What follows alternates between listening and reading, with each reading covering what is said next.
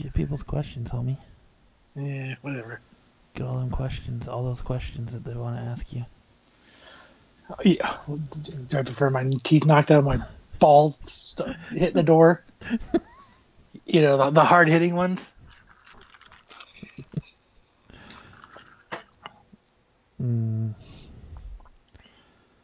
Ready? Yeah, I'm ready. Welcome everyone to another episode of After the Dead. I am Matt. And I'm Kyle. And we are sitting down tonight to review Season 8, Episode 2 of The Walking Dead, titled Damaged. Now, if you have not yet watched this episode of The Walking Dead, turn this podcast off right now and go do that, because this will contain spoilers. Just turn it off anyway. Hard spoilers for Episode 2 of Season 8 of The Walking Dead. Damn, dude, you got the sneak preview or what? Yeah, I got the mid-season finale by like you did. Mid-season finale at the beginning of the season, just like Kyle. Last season. So let's go ahead and start off tonight's show by talking about, what did you think about tonight's episode? I thought it was good. I thought it was different. I think they went a little bit off pace to what I was expecting. I wasn't expecting them to split up into teams like they did. Yep, that was kind of different. I like how the show opens up and you kind of get that dream sequence, and it shows like the cold opens on this season so far, and it's only been 2 episodes, have been really intriguing, and especially in this one, like I really like how it opens with kind of like on everyone's faces at different points in time during the episode, and then it kind of just like it reverts back to show you what was going on in that situation. I liked them opening up at the sanctuary with the saviors, and you get to see Stuart. You get to know what Stuart Minkus is up to from Boy Meets World, if you're a Boy Meets World fan, because he was actually an extra in the very beginning of this episode. So, and you get to see that Rick and his group are still laying siege to the saviors, and that has not stopped. Siege. Did I say seed? I'm pretty sure I said siege. No. Okay, I was gonna be like, that's wait, funnier. But yeah, they did break off. They did kind of like show the group in.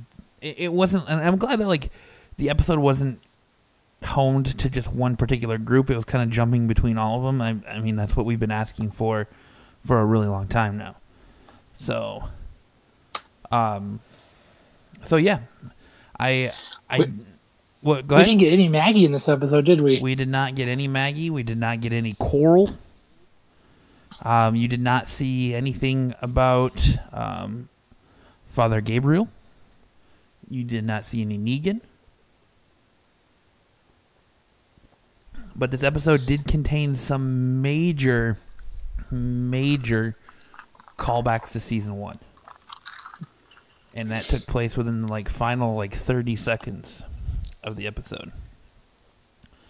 So, let's go ahead and just kind of get into everything. I mean, first of all, I thought tonight's show, within the first couple of minutes, was funny, because when you see Rick's group driving all their cars all armored out into the sanctuary, and they're all there firing, and the one dude, I can't remember his name in the show, but the one guy who he kind of gets up in the back and he's pointing his gun up over his head in the air and fucking shooting. Like the guy who just wanted to be part. Hey, I just want to. Who can fire a gun? I can. Yeah. Never done it before, and he just wanted to be part of the group. It was. I think he just wanted to be part of it. Is it just me, or does it seem like the level of zombies is sloppier this season as well? Like the quality sloppier of the way the how? zombie look. Well, you had the tree walker zombie that was electrocuted last episode, and he looked really, really janked up, or his makeup didn't look great. And then you had the walker in the woods this time that Jerry takes out, that looked like he was covered in bubblegum. It's just like the quality of the Walker is not up to Walking Dead standards as what it was previous. Have you noticed that, or? No, not really. I thought it's kind of the one thing I did notice is when they were doing that firefight at the outpost. I noticed that the people dying were turning super quick. Like there was like zero, like turnaround time. You know what I mean? Well, I really like that tactic that they were using at the outpost at the outpost because I was wondering the same thing. I'm like, why aren't they pushing in on them? Why are they just sitting there? And like, it didn't dawn on me until the chick looks down at the walker or the dead body there, and it turns that, oh shit, like they're purposely not pushing in on them. They're purposely not trying to close in on them. They're letting, basically they're gonna let their own people do it for them by turning them. I didn't see that coming. I thought that was pretty intelligent. I mean, it's true when they're saying that they have a plan, and I guess as long as they're, for the most part, I guess they're sticking to the plan. Not everybody.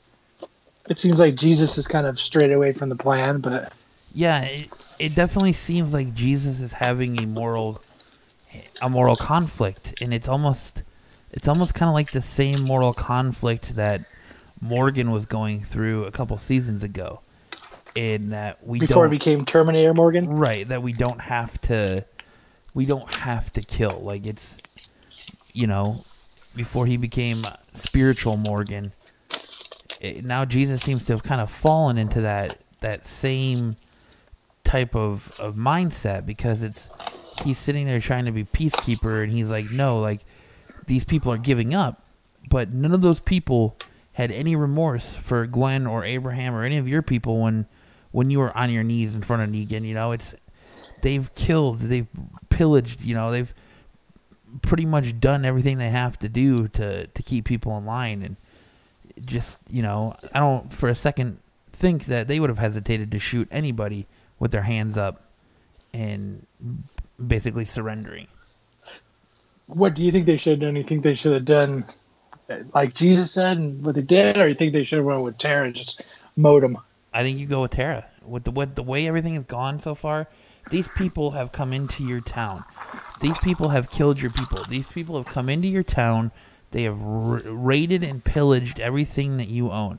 You are working for them. You're out there scavenging not for your survival, but for their survival. You're scavenging for a group that you're not even a part of. And they're willing to kill you at a moment's notice. Why would you spare them mercy? Yeah, like what I'm wondering is, what are they actually going to do with them? Like, where are they going to put them? They're probably going to keep them at Hilltop and use them as leverage.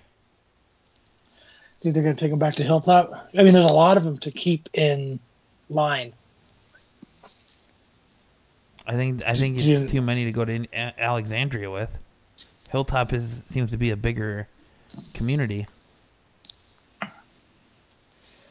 I mean, I don't think they should have taken him prisoner, but I guess there's a reason for it. But I mean, I don't think they're going to change sides either and start fighting, you know what I mean, for the other side. Yeah. Some of the things I found really, really weird in this episode is the camera shots and angles and the way they decided to do things. Like, especially the one where Morgan and his group is outside the door and you see the guys inside, and then like they open the door and they shoot the one guy, and then the dudes behind him unload on Morgan and his crew. I was kind of confused about who that was for a minute. I actually had to like rewind during the commercial and watch it over to realize that it was actually Morgan that and his clan that were the ones that were getting shot down.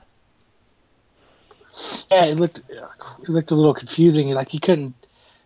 They'd made it look like you couldn't actually tell who was getting shot. Yeah, and there were a couple other instances of that like took place when they're showing the compound firefight, and then they cut to the two dudes outside, and then they get shot in the head, and you see Rick and Daryl kind of walk in. I was like, oh, okay. Like I wasn't sure what I thought we were still at the same compound. I didn't realize that it jumped back to a different location. So it was kind of confusing the way they were doing that.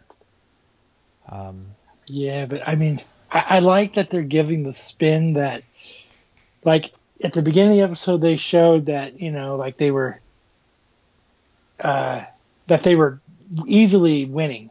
You know what I mean? These small battles that they're doing, because they're starting out and then they're working their way in. Yeah. But towards the end, close to the end of the episode, I like how it's kind of shown like almost the tides have, I wouldn't say turned, but not as heavy in their favor as it once was in the beginning of the episode. Yeah, because in the beginning of the episode, they're storming these compounds pretty much with surgical military precision, and then like it's really where it falls apart for Jesus and Morgan's crew is when him and Tara find the guy in the closet who pissed himself, and Tara wants to kill him, and Jesus wants to save him because he's got his hands up and he's surrendered. What, you mean Jesus wanted to be a savior? Yeah, that's kind of where it went south for that particular group. And I think like Rick's group, it went south when they decided to separate, looking for the guns. Yeah, I'm kind of against them all splitting up in general. I think they should have kind of stayed together. What do you what did you think about Tara's comments to Jesus when he was like, that's fine, you can explain yourself to Maggie, but I'll explain myself to Rick and he'll listen to me? I think she was showing that she has the balls. I think you're gonna end up seeing like a breakdown of power at some point between like Rick and Maggie and these groups of who they follow and who's calling the shots. And I think that's when you're going to get the Maggie speech from the comics, the I believe in Rick Grimes. And she's going to kind of put everything in, like, everyone in their place. Because right now, Jesus is definitely Maggie's biggest supporter to lead Hilltop. And you could see that. But I think that conflict between those two is of who's calling the shots and who follows who and what leader they should be talking, what leader they should be listening to. I think that's going to come into play big time as the season goes on. And I think that's going to be maybe one of the times that the momentum of All Out War swings into the favor of Negan is when that happens, because it's going to cause a little bit of disarray in Rick's ranks, and it's going to make them more vulnerable, I think. Oh, yep, there was, what's his name? They were just showing what's his name from Boy Meets World. Yeah, Minkus. Yeah.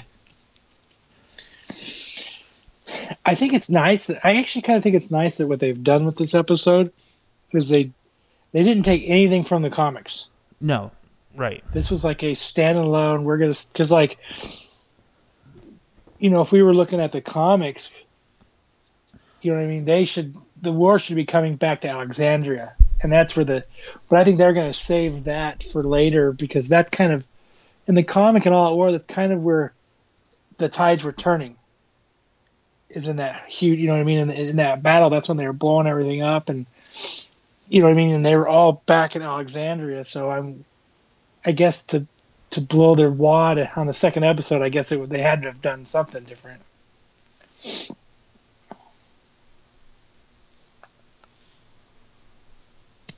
But yeah, because I'm trying to find a reference anywhere in here that resembles this episode, and there isn't.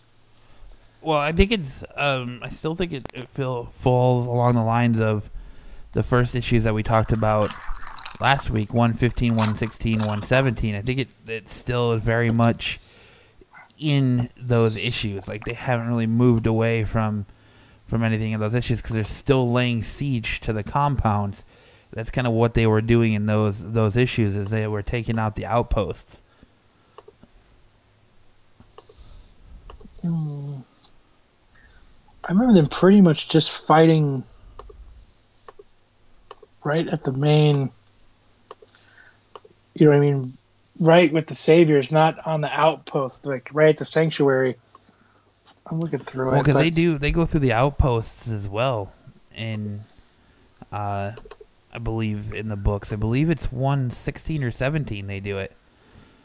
And it's after that they go back to Alexandria.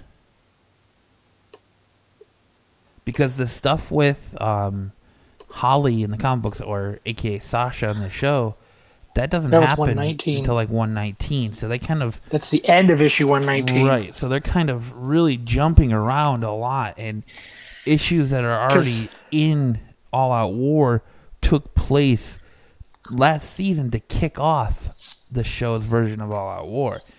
And we know... You know, if you've been watching watching Walking Dead since season 1, you know that the show isn't going to follow the comics to the T, but it's interesting that they took that route to switch that all up. That it was kind of like a pivotal moment too in All Out War. So I thought it was actually really interesting the fact that they did that at the end of last season, and instead of in this season. Like, that could have been like the mid-season finale for this year, for season 8, but they chose to do it at the season finale of season 7, which... Because 116, they're still at Sanctuary fighting. 118, they're back. And it's got to be 117 then.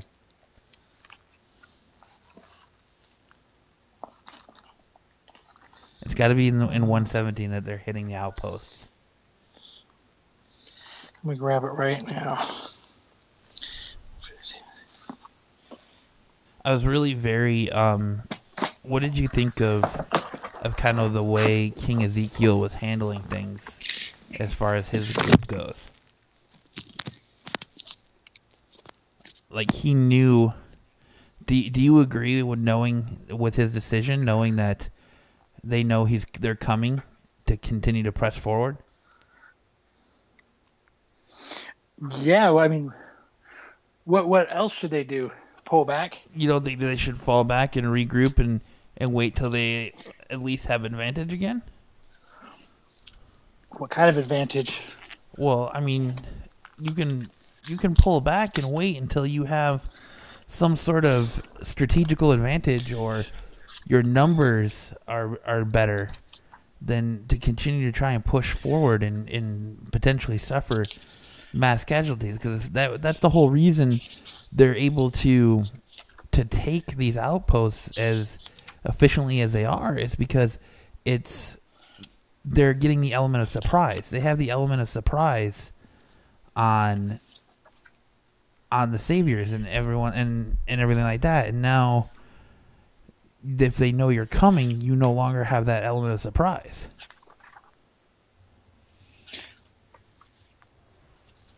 Issue 117 is... Remember last episode where...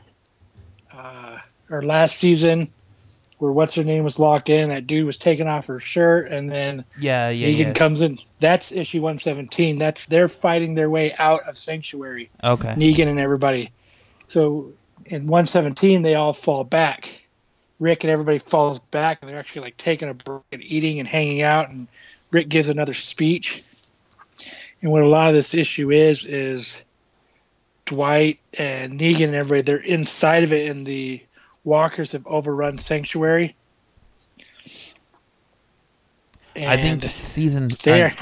think episode 5 is going to be when you see that, and Rick and all them fall back, because if you watched a little bit of Talking Dead before we started recording, Scott Gimple, who is the executive producer of The Walking Dead on there, said that like the first 4 episodes are really crazy. Like, they shot each episode over 8 days, and it was really intense how they did it, and it was really time consuming and intense over those 8 days. So I think the first 4 episodes are going to be their assault on these outposts and the Sanctuary, and then episode 5 is when they're going to fall back to Alexandria, and you're going to get this next big Rick speech. Yeah, because the next big Rick speech is 117, so maybe that's where they're going to pick back up 117, 118, 119. And that's where you're going to start. And that's where it's going to fall back in line. And we're going to have that battle back at Alexandria. I really like, and that's where you're going to, I think in the next 2 episodes also is where you're going to see Maggie take control of Hilltop. Yeah, because that situation with Gregory is nowhere near resolved yet. Especially when they find out that he was a coward and he kind of left Morgan behind to fend for himself. Because I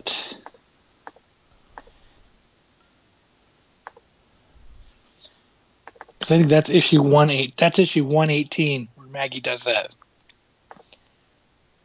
That's where she does the whole "I believe in Rick Grimes." Got a question in the chat for you, Kyle.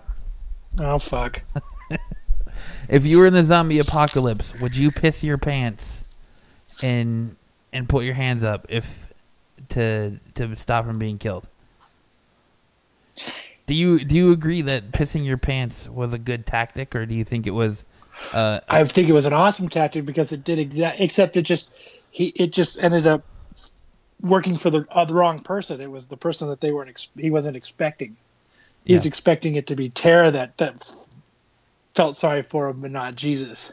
But I think in something like the zombie apocalypse and war at that, is there really any rules? No. Are you going to do what you need to do to survive? Oh, it's like that old saying goes, it's all fair in love and war. So, I personally would have poo-pooed myself and peed at the same time. You would have poo-pooed yourself? I would have tried for like a trifecta of feeling bad. I would have poo-pooed myself. Made sure I was wearing shorts so it it just falls out when you stand up. It just rolls on the fuck out. You're like, oh no, it just rolls out. I poo-pooed myself. See, I'm not in this. And then went for the eyes, the old eye gouging. But see, that's a very interesting point that you brought up, is that he expected Tara to be the one that showed him some remorse and some humanity, and she wanted no part of it. Like, she was all about ready to blow his fucking head off, and she was even ready to do it when he takes Jesus captive. I still think they should have did it just out of principle. And you think that they would have, like, that would have smartened Jesus up the minute he's all of a sudden a captive or a prisoner now and put in the line of fire because of his weakness or his remorse for the guy who just pissed himself.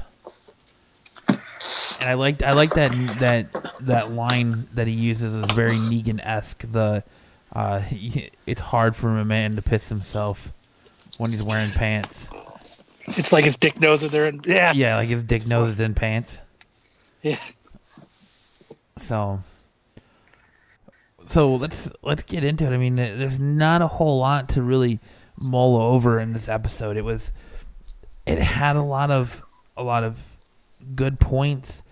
It was a lot of action, a lot of more, very much more of what it carried over, more of the same from episode 1, and I think we're going to continue to see that going forward. What did you think about the sudden, just blatant character turn of Morgan? He went from that, I guess maybe it wasn't sudden or blatant because it's kind of been happening since he came to the kingdom and all that, but just he's trying to be peaceful and not and just be Morgan. And then he kind of turned, last season when that kid gets killed, right? That's when he kind of decided to quit being the nice guy and be that fucking badass. But, like, just to get up from being shot and just start going full on, like, Denzel Washington on A Man on Fire or fucking John Wick 3 or John Wick The Next Generation.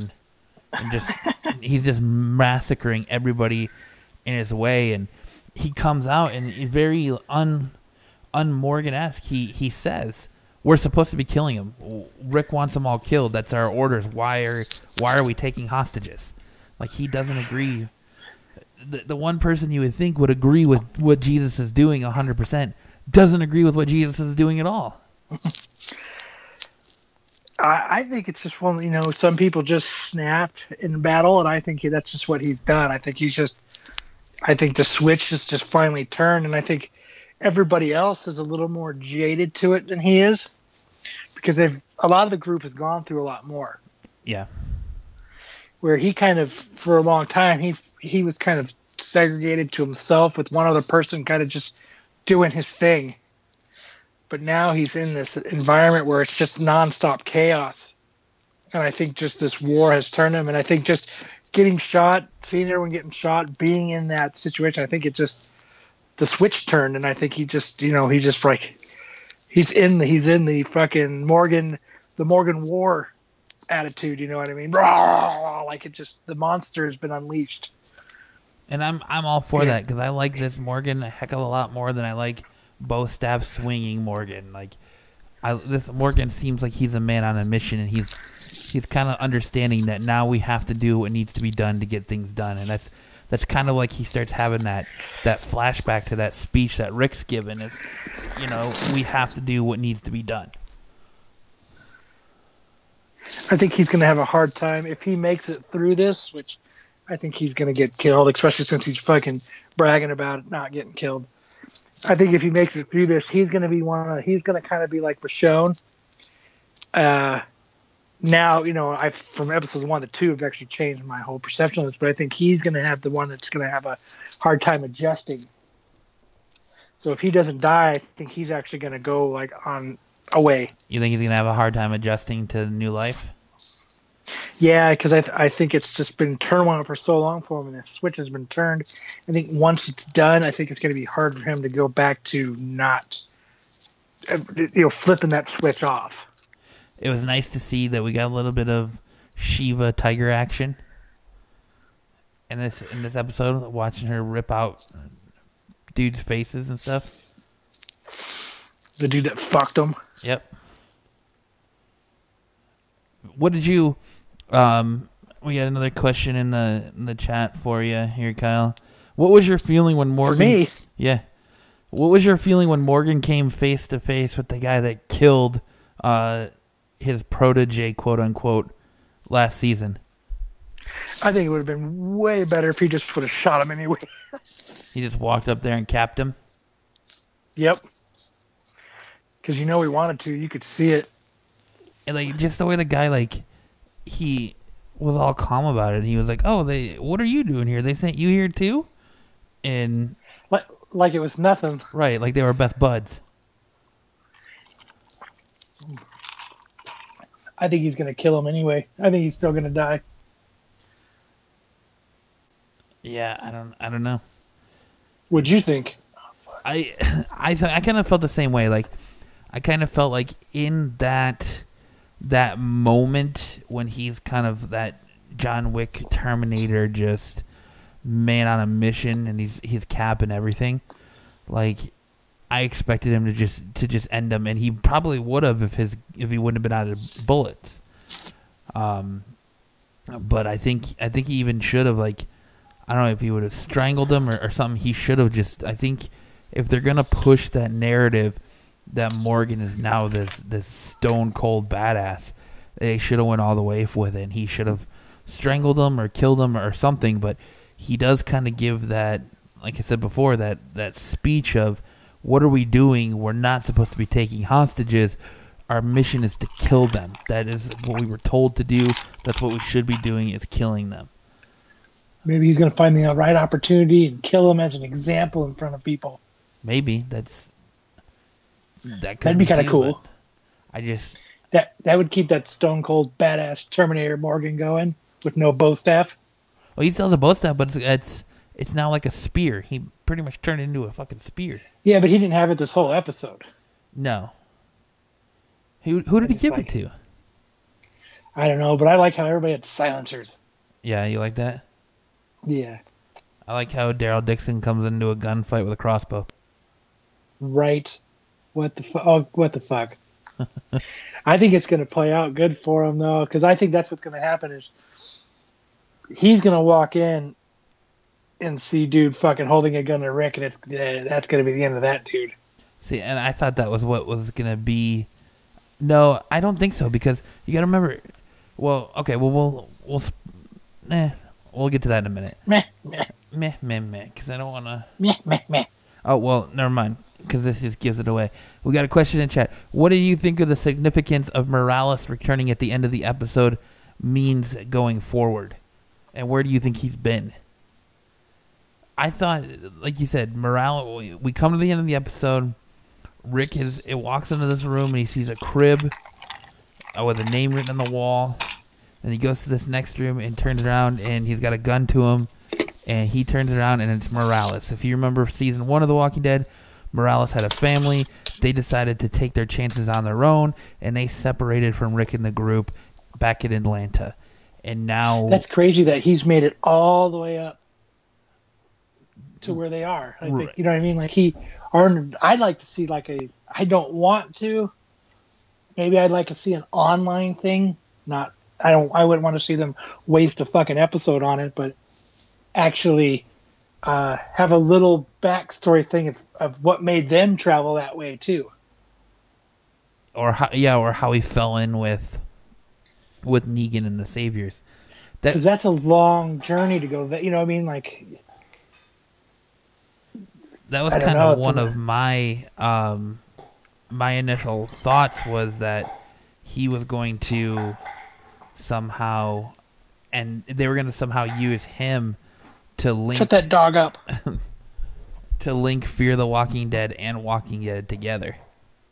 I forgot about him all the way up until this second. Well, I remember that they left, but I just figured I wrote it off to he was dead and his family's been dead. So clearly his family's dead, or they're somewhere, or they're at the sanctuary that we don't know about. But he pretty much says a lot has changed since Atlanta. That means he's got zero fucks to give, right? So that means that he is something's happened, and he's a very broken man, and things are not how they should be for him, or how they would have planned for him.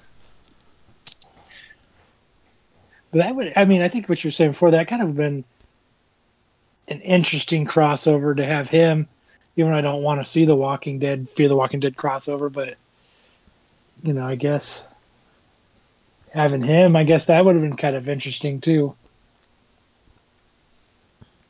But, yeah, to have his family roll in and kind of like join up with Madison and her crew. Yeah. And that's how they end up starting to go that way too, to become the Whisperers. Yeah, if they do become the Whisperers. It'd be cool if they did, because then Rick could kill her, and then there would be no more Fear the Walking Dead. Well, it would make sense if they did, though, because the main point of Fear the Walking Dead is Negan can kill her, actually. Fear the Walking Dead is a lot of, you know, them wearing zombies costumes and stuff. So it's a lot of... They're always covered in walker blood, and they're always using that sort of cover to get around. So I mean, it would make a lot of sense that they would do that. See, I think you're right. They're showing the preview for the next Walking Dead, and that dude, I can't hear it, but it looks like the dude is talking shit to Morgan. Oh, the guy that he should have just up and shot? Yeah. Like they've got them all tied up and they're like walking. Actually, I'm gonna rewind it and turn it up. And actually I'm gonna pause it. It looks like he's about to fucking... What did you... Oh, and he's got his staff back. What did you think when Daryl opens that room and he kind of walks into where Sasha was being held and you see the handcuffs and like the little sandwich that's sitting on the floor still? I think that was very like reminiscent of the situation he was in. Yeah, like he got to see, you know what, they don't really... They're kind of the same to everybody. Like he actually could relate with her. Like he had that, even though she's not there, they had even, you know, that moment of connection. Yeah. Because, you know, he's like, I went through that shit. I wonder if they had to listen to that crappy song too. Easy Street? Yeah. Yeah, everyone's gotta listen to Easy Street. It's a rule. It's a Walking It's a Dead rule. rule. One thing I'm sick of on The Walking Dead in the comic and in the show is how if Rick Grimes doesn't have a gun and it comes to hand-to-hand combat, he gets his ass whooped. The only time he's actually like really whooped someone's ass is the like dude who was gonna rape Carl on the highway. That's the only time you really see him like really kick some ass. Like the guy that shelved him, you know, he still got a bunch of good licks in. If Rick wouldn't have got him in a headlock, it probably would have been a completely different fight. I think Rick needs to learn some mixed martial arts. Yeah, he does. He needs to get some ground and pound game and get a little bit better of those rear naked chokes. Rick Morgan, or not Rick Morgan.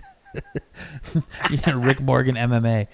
So him and Morgan need to open up an MMA studio in the zombie apocalypse. They need to resurrect Abraham to come teach him to do some ground and pound. But all in all, it wasn't a terrible episode. It was I felt like even though with all the action taking place, it was still kind of a slow episode. It's kind of like a slow burn episode. Until the last 30 seconds with that reveal of Morales, and that was kind of like their what the fuck moment. Like it felt like everything was kind of building to that. So that I think splitting them up wasn't the best idea. I guess it made it so they can cover more ground in this episode instead of them doing it. I think it would have been better if they would kind of done everything as a group, or they would have done everything as a group and then kept it in this one episode as like flashbacks almost. Yeah. You know, they're doing this and it shows them like they did this and they did this to be here as a group. And I think they would have done better as a group everywhere that they've gone. Because in every situation, if they were all still together, everybody everywhere they've gone, they would have had them outnumbered, and they would have been able to systematically go through it better. I still kind of feel like this episode was a very Morgan heavy episode. It was almost that's why he's gonna die. Right on par with Morgan in his standalone episodes, because it really focused on him a lot compared to previous. Well, you know what happens when they really focus in on somebody. I don't see Morgan dying. No? Not for a while. I'm 50-50. Either he's going to die in this, or when he's done, I'm still sticking to the thing that he's going to have to go on a journey to find himself. Maybe he'll do the Michonne thing, and he'll get on the ship. Maybe do the fish and shit. Maybe that's exactly what'll happen. Who knows? I don't know. But it just right now I mean, I could definitely see where you're saying though that he's gonna bite the bullet soon, but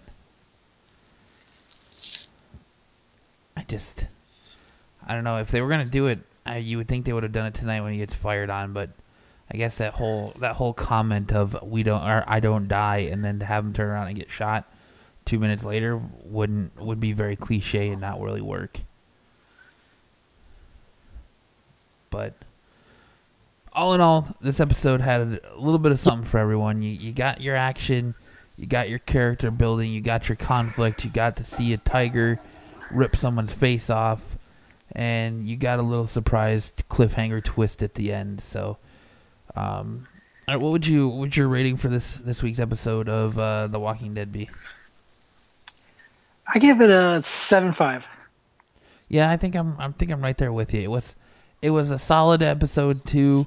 Not a lot really got accomplished until the last, like I said, 30 second or last maybe I'd say 2 minutes of the episode, 3 minutes of the episode. That's when a lot of stuff kind of got accomplished, and you're kind of seeing them.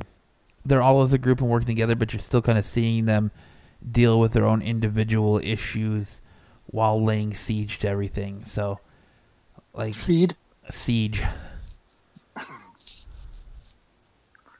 Seed. But yeah. So they're laying their seed. They're laying their seed. But I guess that'll do it for this week's episode of After the Dead. I'm Matt. I'm Kyle. And we will see you next week.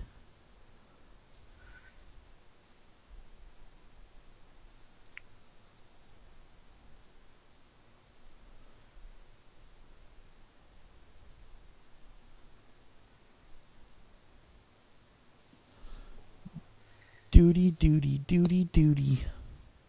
There's 2 people watching it. Now there are. I'm ending it. And there's no questions in the chat. There were questions there. Where do you think I was getting them from? I don't know. I just see, sup, dudes. Feel free to ask questions. I wrote hello, and someone else wrote hello.